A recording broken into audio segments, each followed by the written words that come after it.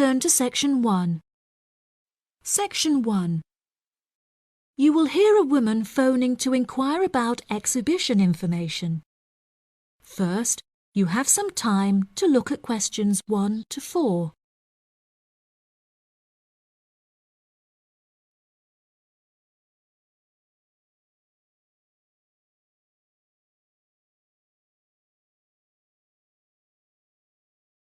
Now we shall begin. You should answer the questions as you listen, because you will not hear the recording a second time. Listen carefully and answer questions 1 to 4. Good morning. You're through to the events coordinator at the Birmingham City Council. How may I help you?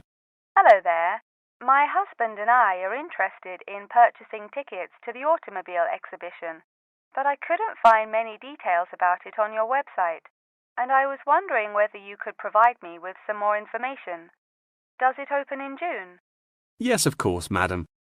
The exhibition will take place during July and will showcase the history of automobiles from the very first commercial car in the late 1800s all the way through to the present day. Is the exhibition open for the duration of July? No, madam. The exhibition will last 3 days, from the 1st of July to the 3rd of July, and then the cars will be taken to another exhibition. Okay. Does the exhibition focus on a certain manufacturer? No, it will showcase a wide range of manufacturers. Wonderful. I'm ever so fed up of going to these shows and only seeing one manufacturer. Are there any opportunities to sit in or even drive the cars? There will be many opportunities for you to sit in the cars. However, some of the cars will only be available to observe.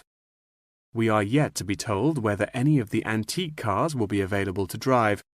However, there will certainly be an opportunity to test driving some of the more modern cars on a purpose-built track. That sounds like great fun. I mustn't forget to bring my camera, or my husband will never forgive me. I'm afraid to say that cameras are actually strictly not allowed to bring into the exhibition. There will, however, be a section where a professional photographer will be available to take photos of you sitting in a car in period clothing. Well, that sounds like it could be fun, but I assume the photos won't be free. On the contrary, one free photograph is included within every ticket, but each photo after this will cost £5. Before you hear the rest of the conversation, you have some time to look at questions 5 to 10.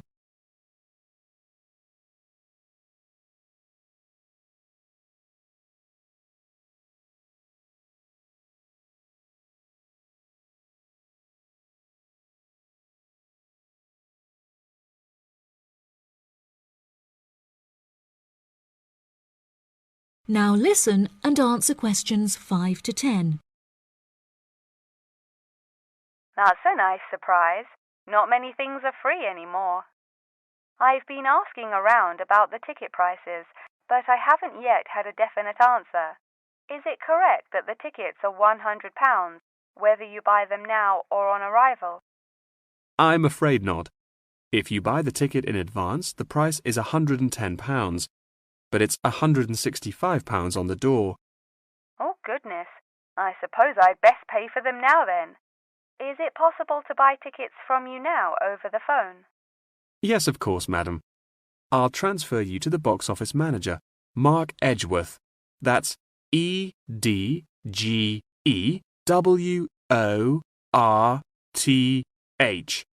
And he will probably need to take your credit card details and some personal details. Yes, that's fine. Before you transfer me, I just need to ask a few more questions. Will the exhibition be held in the Birmingham Exhibition Centre? I think that's where I went last time. No, madam. The Birmingham Exhibition Centre is currently undergoing some renovations, so this year all exhibitions will be held in the Summer Palace. Summer Palace? I'm not entirely sure where that is. Well, it's not too far from City Centre. Once you're in the centre, you should be able to find signs for the palace. If not, most people in Birmingham will be able to direct you. Neither my husband nor I am particularly good with directions. Is there anywhere I can find this information on the internet? Our website will give you an address. Perhaps you could visit www.directions.com for more detailed information, and they should be able to provide you with step-by-step instructions. Okay. And is this the best way to contact you, by phone? I think the most convenient way to contact us is inquiring online, which is much simpler than having to dial various different numbers to reach the right person. Unless you have any more questions, I'll transfer you now. No, that's great. Thank you for your help. That is the end of section 1. You now have half a minute to check your answers.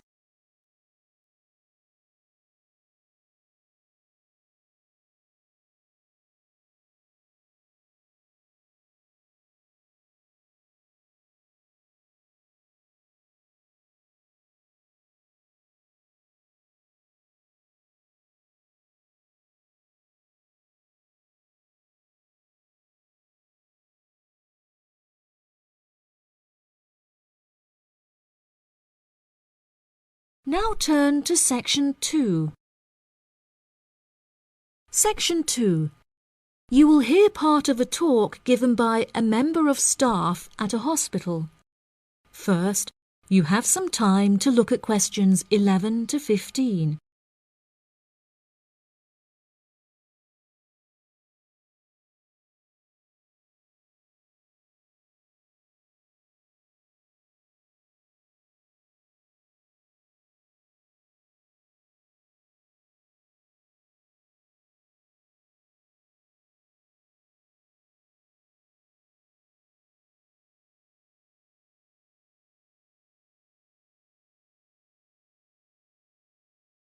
Now listen carefully and answer questions 11 to 15.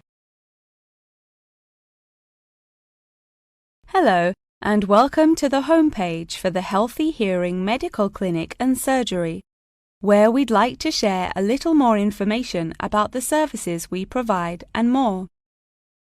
Our hospital is one of the leading specialised hospitals in the United Kingdom, attracting the very best healthcare professionals from around the globe. Not only are we a leading medical practice, but we are also the only hospital in the United Kingdom dedicated entirely to the treatment of and research into the curing of hearing loss. Our facilities and staff here are renowned across Europe, attracting thousands of patients a year. Our consultations can number anything up to 11,000 patients a year. However, we aim to treat around 5,000 patients a year so as to maintain and ensure the quality of our services. Our patients are guaranteed the highest standard of care, as well as the use of our first-class facilities. All patients requiring overnight treatment are provided with their own private room with ensuite facilities, as well as a state-of-the-art entertainment centre, which includes a flat-screen LCD television and PlayStation. Appointments with our healthcare professionals can be made at any time during the week, with female doctors available between 8 a.m. and 11 a.m. If you need to see a doctor outside of these times, please visit the Out of Hours page of our website for more information. Our doctors are all trained to an exceptionally high standard and practice a vast array of specialities. Mr. Roberts is a fully qualified ear and throat specialist. Mr. Edwards is a pediatric hearing specialist, while Mr. Green specializes in reversing hearing loss. For more details about our people, please visit the staff members page on our website. During a consultation, doctors will sometimes decide medication is required, for which patients should receive a prescription. There are several pharmacies within the city. However, we recommend that patients use the pharmacy housed within our healthcare facility. Our in-house pharmacy is well stocked at all times. Our products are competitively priced, and our pharmacists are on hand to help and advise from 8 a.m. until 10 p.m. from Monday to Saturday, and from 9 a.m. until 12 p.m. on Sundays.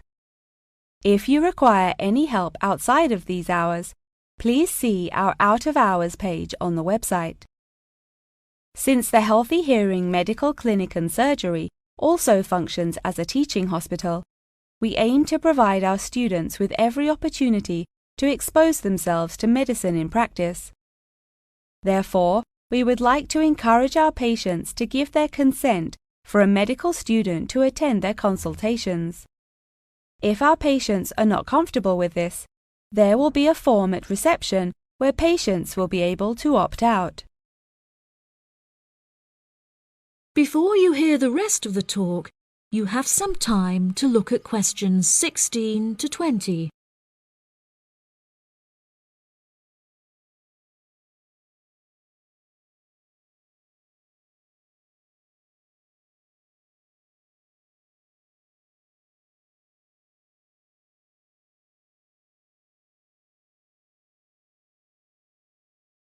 Now listen and answer questions 16 to 20. Now, please look at the map I've given you of the Healthy Hearing Medical Clinic and Surgery. For those not familiar with our practice, reception can be found through the main door at the end of the corridor.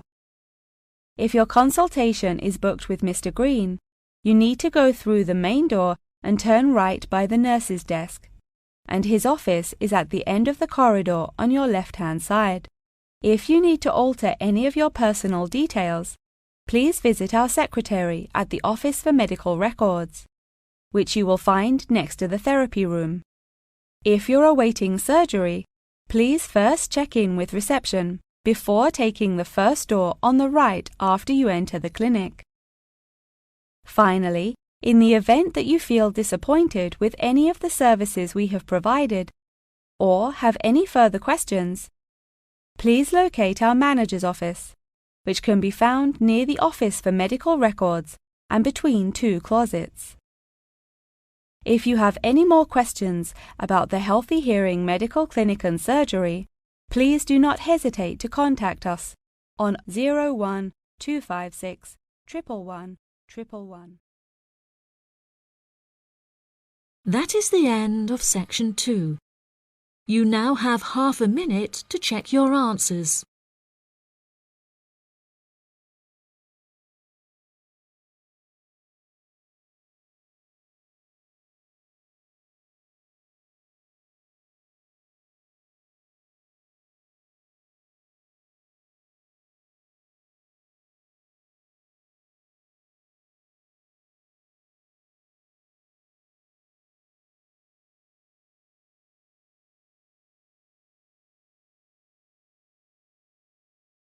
Now turn to section 3.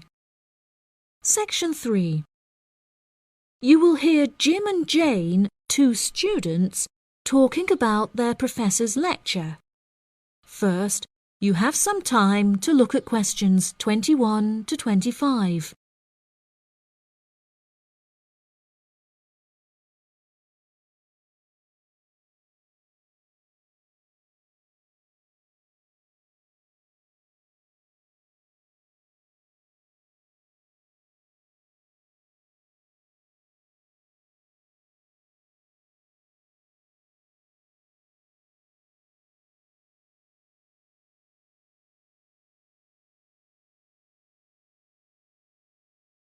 Now listen carefully and answer questions 21 to 25.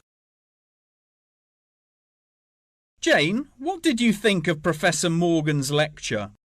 I don't know about you, but I find it incredibly difficult to believe that light influences the environment as much as he says.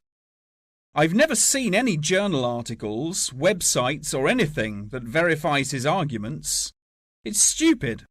On the contrary, I've seen a great deal of research supporting his argument from a wide range of renowned scientists. Have you looked at the recommended textbook listed on the course outline given to us at the beginning of the semester? All the information is in there. Perhaps you've just been looking in the wrong places. I never look at the course outlines. I have so many loose sheets of paper I tend to lose anything I'm given by the end of the day. What's the textbook they recommend? And where can I get it from? I should probably go buy it soon. I'm already behind in the course. Yeah, you definitely should buy it. And our grades are more important this year. It's called The Influence of Light on the Environment. You should be able to find it in the bookshop on campus. If not, they'll order it within 2 weeks. In the meantime, you should read up on Ken Simpson's work. He argues that in order to protect natural habitats, governments should endeavour to turn off lights in cities at night. Well, that's controversial. I doubt any government would be willing to do that any time soon. I imagine roads would become quite dangerous without street lighting. For this issue, Dave Kepler suggests they could just replace the existing lights with more environmentally friendly bulbs. They could even install solar-powered lights. That way, roads will be more eco-friendly while maintaining safety. Although I guess they wouldn't be particularly effective in colder countries, especially during the winter. That's quite a good idea, actually. The price of solar power is supposed to be on par with electricity within the next few decades, and it was on the news this morning. I've also heard that, according to Sharon Gray, in countries with more sunlight, insect-eating animals tend to be smaller in size. Since there are fewer insects, and the remaining insects produced a smaller number of eggs. Yeah, I think I read somewhere that sunlight also has a negative effect on the quality of water, but I'm not sure I believe it. In many hot countries, particularly developing countries, there is a lot of water pollution caused by factories rather than sunlight. Nevertheless, Maria Jackson says that in direct sunlight, the surface of the water becomes more translucent. Therefore, it affects the amount of sunlight that aquatic insects can absorb. Not much research has been undertaken to prove Jackson's theory, but it seems to have been widely accepted anyway. I've never heard of that. I'll have to look it up on Google. The only other theory I've studied is Barbara Swallow's study on how declined insect population adversely affects the frog population. Not that I'm complaining. I hate insects, especially spiders. You have arachnophobia? I never would have guessed. Didn't your brother have a pet black widow spider? Yes, he did, and I hated it. It escaped from its cage once, and we never found it. I had nightmares for months. Before you hear the rest of the conversation, you have some time to look at questions 26 to 30.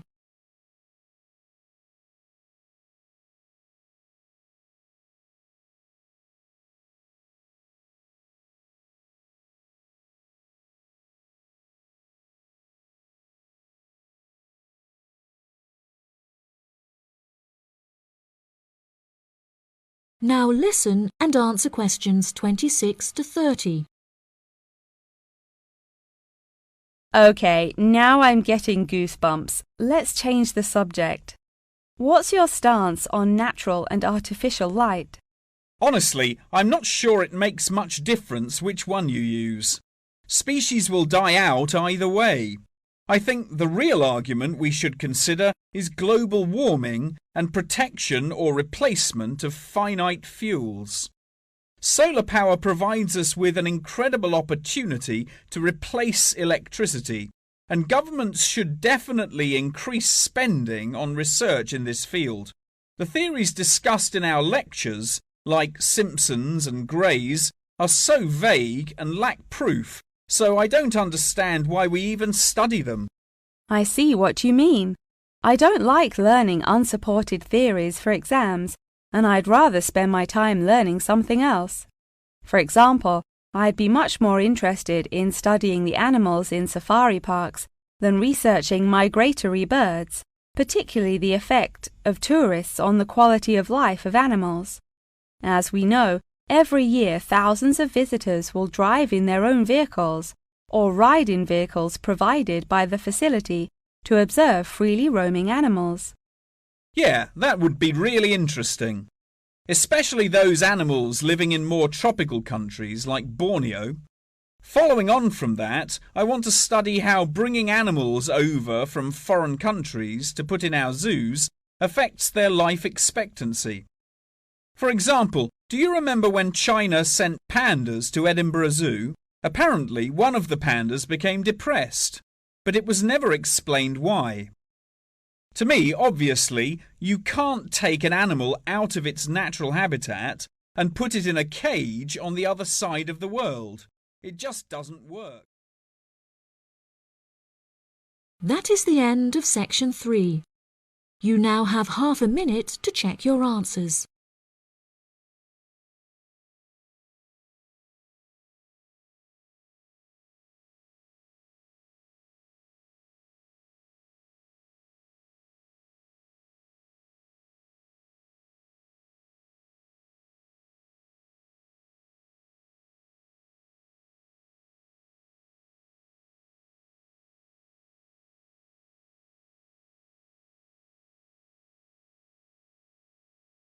Now turn to section 4. Section 4. You will hear a talk on the history of football in Great Britain in the 19th century. First, you have some time to look at questions 31 to 40.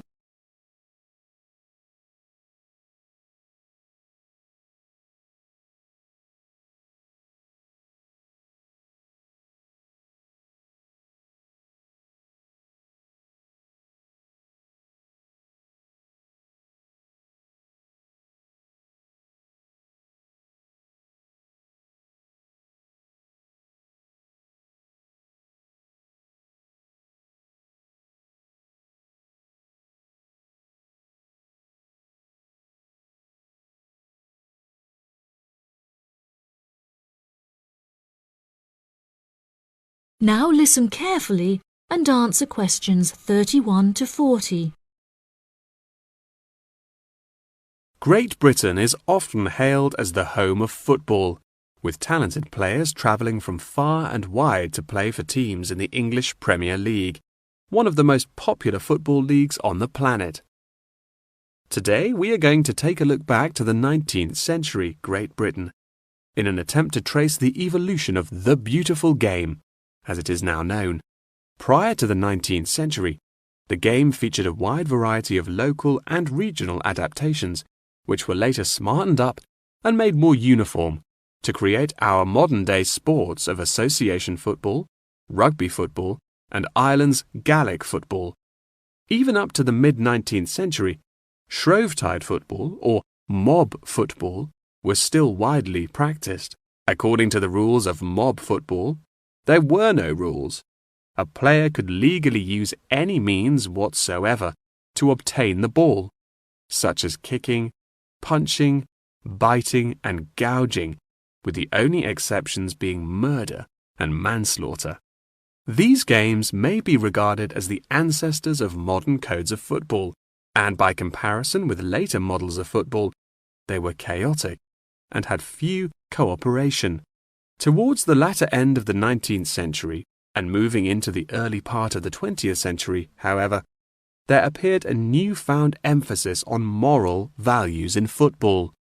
Perhaps a more modern example of this can be seen in John Terry's suspension as England captain, following reports of his infidelity to his wife. Furthermore, as mob football died away, there grew a greater concern for players' health and general well-being, with many clubs affording their top players access to frequent medical checkups and treatment. Despite the presence of Great Britain's unique state-funded National Health Service, football clubs are still seen today providing team members with state-of-the-art healthcare facilities, with the top clubs even housing their own specialist doctors and physicians.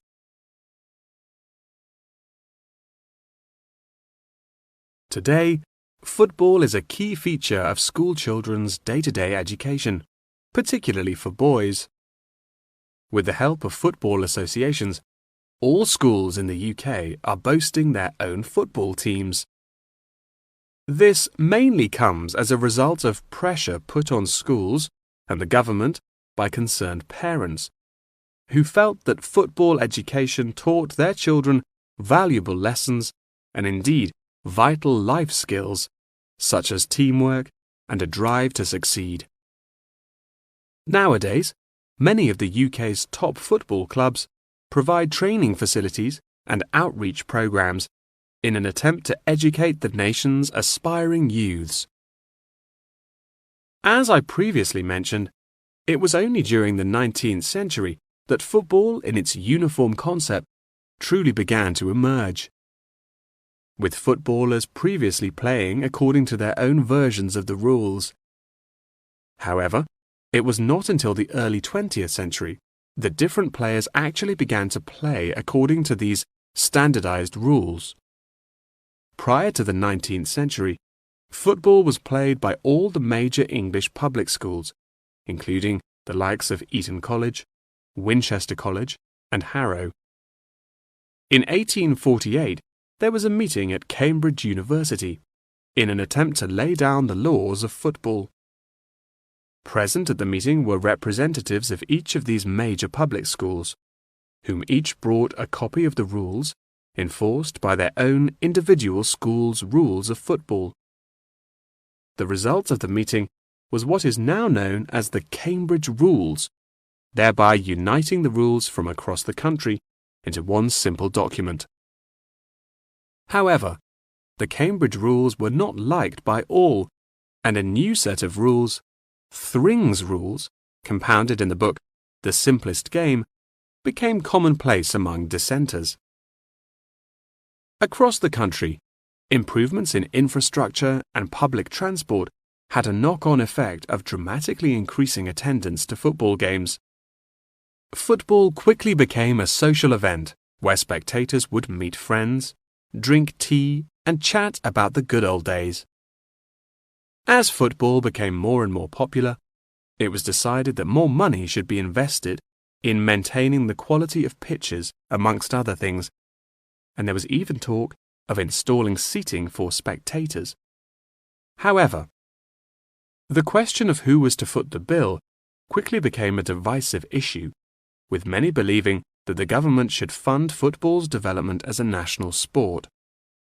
But in the end, the onus fell upon Britain's local and regional football clubs for the funding and development of the Football Association. They became responsible for the upkeep of football grounds, began to pay their best players a small salary, and organised competitions against other local and regional teams. And there began England's Football Association, or the FA, as we know it in its current form, the governing body of football in England. As the FA continued to grow and accumulate greater wealth, it was able to attract more and more talented young men from across the country, before finally accepting professional talent in the early 20th century. Today, football is played at a professional level all over the world. Millions of people regularly go to football stadiums to follow their favourite teams, while billions more watch the game on television or on the internet. That is the end of section 4.